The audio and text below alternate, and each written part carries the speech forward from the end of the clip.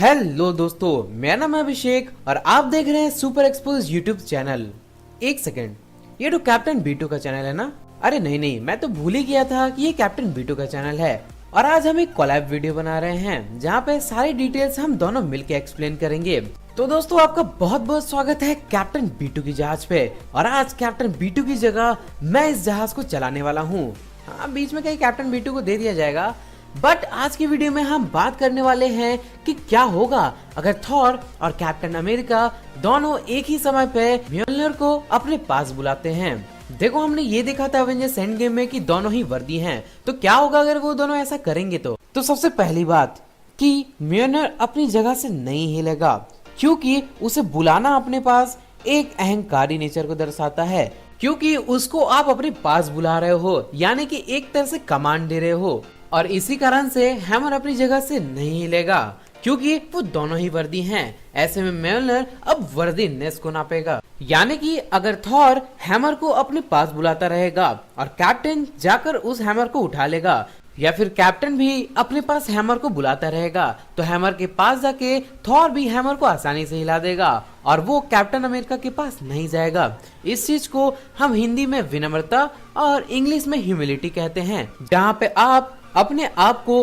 किसी से बड़ा नहीं समझते, क्योंकि किसी को छोटा समझना या खुद को बड़ा समझना एक अहंकार की निशानी है। और इस चीज को हम एमसीयू में भी देख चुके हैं। अगर आपको एवेंजर्स 1 मूवी का वो सीन याद होगा जहाँ पे थॉर फिल कोल्सन को अपने सामने मरते हुए देखता है और जमीन में जा गिरता है, तो वहाँ पे वो हैमर को अपने पास नहीं बुलाता, बल्कि जाके उसे रिस्पेक्ट के साथ उठाता है, जो कि हमें उसके अंदर की विनम्रता की खासियत को दिखलाता है। यानी कि हम ऐसा कह सकते हैं कि थॉर वर्दी इसलिए है क्योंकि वो विनम्र है। अगर वो विनम्र नहीं होता तो वो वर्दी नहीं होता। तो अब यहाँ पे एक केस तो हो गया, और अगर दूसरे केस की तरफ हम बढ़े तो क्या होगा अगर दोनों हैमर को एक साथ उठाने की कोशिश करेंगे? तो इसका सीधा सा जवाब है, जो होगा वो मंजूर खुदा होगा।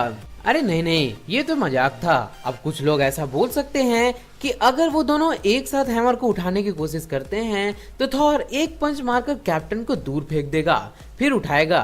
तो मैं बता दूं कि अगर वो ऐसा करता भी है तो वो अनवर्दी हो जाएगा, क्योंकि म्योलनर उठाने की लालच में उसने अपने फ्रेंड पे हाथ उठाया है। और मुझे ऐसा लगता है कि मुझे आपको थॉर और मूवी याद दिलाने की जरूरत नहीं है, जहाँ पे थॉर तभी वर्दी हुआ था जब वो अपने आप को सैक्रिफाइस करने के लिए तैयार था। अपने दोस्तों को बचाने के लिए वो अपने आप को सैक्रिफाइस तक कर देता, और यही चीज वर्दीनेस की खासियत है। और ये चीज यहाँ पे भी लागू होगी। अगर आपको एवेंजर्स 1 मूवी याद है तो वहाँ पे हमने देखा था कि हल्क उसे उठाने की कोशिश करता है पर उठा नहीं पाता। अब यहाँ पर अगर दोनों एक साथ उठाते हैं तो ऐसे में जो पहले अपने ईगो को साइड रखकर ये कहेगा कि आप इसे यूज करो, जो कि एक वर्दीनेस की क्वालिटी है, तो जो पहले ऐसा बोलेगा वो उसके लायक होगा। इनकेस दोनों ही ऐसा बोलकर छोड़ देते हैं तो दोनों ही लायक हैं। अब सारी पॉसिबिलिटीज को मद्देनजर रखते हुए अगर कुछ ऐसा सिनेरियो बनता है कि अगर म्योलनर 5 किलोमीटर की दूरी में हो, तो ऑब्वियस सी बात है जो पहले जाएगा वही उसे उठा पाएगा। तो कैप्टन की स्पीड कुछ 26 माइल्स पर आवर है, जो कि हमने कैप्टन अमेरिका विंटर सोल्जर में फैल्कन यानी कि सैम के मुंह से सुनी थी। और वहीं थॉर को तो हमें बहुत कम दौड़ते हुए दिखाया गया मूवीज में, लेकिन थॉर 2 के एंड में मेलेकेथ पे अटैक करने के लिए वो दौड़ता है। और थॉर रैग्नारॉक मूवी में अरीना में वो हमें दौड़ता हुआ दिखाई देता है, जहाँ पे थॉर और हल्क आमने सामने थे। और वहाँ पे हमने ये देखा था कि थॉर आसानी से हल्क की स्पीड को मैच करते हुए उसे पंच कर रहा था। तो इस चीज को हम दिमाग में रखें तो हम ऐसा कंक्लूड कर सकते हैं कि वो नहीं भी तो हल्क की स्पीड जितना दौड़ता है। एंड मुझे ये बताने की जरूरत नहीं है कि हल्क ऑब्वियसली कैप्टन अमेरिका से ज्यादा तेज दौड़ता है। इनकेस इससे आप लोग एग्री ना करें तो एवेंजर्स एज ऑफ अल्ट्रॉन के एक डिलीटेड सीन में थॉर विजन के माइंड स्टोन के ब्लास्ट को डॉज करता है, जो कि उसके फास्ट रिएक्शन को दर्शाता है। सो गाइस, अगर दोनों इक्वल डिस्टेंस से दौड़ना शुरू भी करते हैं तो थॉर उसमें बाजी मार जाएगा और म्योलनर उठा लेगा। और अगर म्योलनर की बात हो ही रही है तो उन्हीं से पूछ लेते हैं कि इस बारे में उनका क्या कहना है। थैंक यू सुपर एक्सपोज भैया, हमसे हमारी राय जानने के लिए। वरना मुझसे पूछे बिना ही मुझे एक डायमेंशन से दूसरे डायमेंशन ले लिया जाता है और किसी को कोई फ़र्क भी नहीं पड़ता उससे। और अगर आप मुझसे पर्सनली पूछो कि मैं थॉर और कैप्टन अमेरिका में से किसके पास जाऊंगा अगर वो मुझे बुलाते हैं, तो मैं कैप्टन अमेरिका के पास ही जाऊंगा, क्योंकि इस बंदे ने भाई की इज्जत रखने के लिए एवेंजर्स एज ऑफ अल्ट्रॉन में मुझे नहीं उठाया। और तो और एवेंजर्स एंड गेम में कैप्टन अमेरिका के हाथ स्टॉर्म ब्रेकर भी लगा था, जो कि मुझसे बहुत ही ज़्यादा ताकतवर है, लेकिन उसने उसे इस्तेमाल नहीं किया बल्कि मुझे चुना और स्टॉर्म ब्रेकर को थॉर को वापस दे दिया, जो कि इसके अंदर की नेकी कर दरिया में दाल वाली क्वालिटी को दिखाता है। वहीं थॉर के पास मौका था कि वो मुझे फिर से ज़िंदा कर सके, बट उसने मुझे ज़िंदा नहीं किया बल्कि उसने स्टॉर्म ब्रेकर को बनाया। मैं जो उसके साथ 5 मूवी में उसके सुख में उसके दुख में उसके साथ था, उसने मुझे रिवाइव नहीं किया बल्कि स्टॉर्म ब्रेकर को बनाया। वैसे भी थॉर को एहसास होना चाहिए कि मुझे तुम छोड़कर जो तुम जाओगे बड़ा पछताओगे, बड़ा पछताओगे।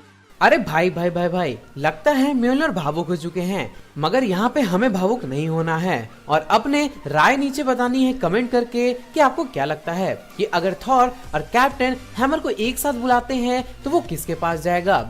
और दोस्तों यहाँ पे लोगों का एक और सवाल बन सकता है कि थॉर ज्यादा वर्दी है कैप्टन अमेरिका से, तो देखो वर्दीनेस जो है वो किसी दुकान में मिलने वाली दाल नहीं है कि किसी को ज्यादा मिलेगी या किसी को कम मिलेगी। और इसको और अच्छे से अगर मैं एक्सप्लेन करूं तो अगर कोई 2 अलग अलग पर्सन एक जॉब के लिए अप्लाई करते हैं जिनकी एज में डिफरेंस है, मान लो एक 40 साल का है और एक 25 साल का है और वो दोनों सेम पोस्ट के लिए अप्लाई कर रहे हैं, तो वहाँ पे ज्यादा एज वाले कोई प्रेफरेंस नहीं दिया जाएगा क्योंकि दोनों की क्वालिफिकेशन सेम है और यहाँ पे क्वालिफिकेशन देखी जाती है। तो कैप्टन भी वर्दी है और थॉर भी वर्दी है, भले ही थॉर की उम्र 1500 सालों से ज्यादा है और उसके पास 13 सालों की वर्दीनेस भी है, लेकिन तब भी कैप्टन और उसकी जो क्वालिफिकेशंस है वो सेम है। मतलब म्योलनर ने उन दोनों को ही वर्दी चूज किया है, यानी कि वर्दीनेस के मामले में दोनों ही इक्वल हैं। तो मेरे हिसाब से अब आप पूरी तरह से समझ ही गए होंगे। तो अब अगर ये वीडियो पसंद आया होगा तो इस वीडियो को लाइक करना और चैनल को सब्सक्राइब करके नोटिफिकेशन बेल ऑन करना मत भूलना। तो चलो मिलते हैं अगले वीडियो में ऐसे ही नए टॉपिक के साथ मेरे चैनल पे और कैप्टन बीटू के चैनल पे, तो आप देख ही रहे हो। और दोस्तों कैप्टन बीटू की एंडिंग तो आप जानते ही हो, लोगों की मदद करें, अपना ख्याल रखें and if possible save one.